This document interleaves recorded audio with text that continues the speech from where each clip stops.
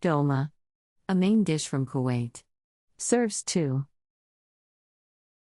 You will need 11 ingredients.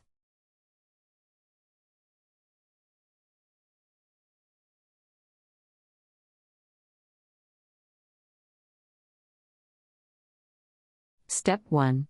In a medium bowl, mix together the uncooked rice, ground beef, parsley, allspice, pepper and curry powder until well blended. Step 2. Pour oil into the bottom of a large pot and spread to cover. Make a layer of potato slices to cover the bottom of the pan. The dolmas should not be able to touch the bottom of the pan. Step 3. Lay the grape leaves out flat on a cutting board. Place about a tablespoon of the beef mixture in the center of one leaf. Fold sides in towards the center, then roll up from the bottom loosely.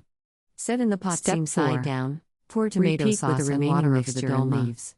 The liquid should cover them by at least 1 inch. In half at the center vein. Adjust the amount of water. Place a heavy dinner plate on top of the dolma to keep them from unraveling. And simmer for 45 minutes. The cooking should be about 2/3 until all liquid has been absorbed and rice is tender.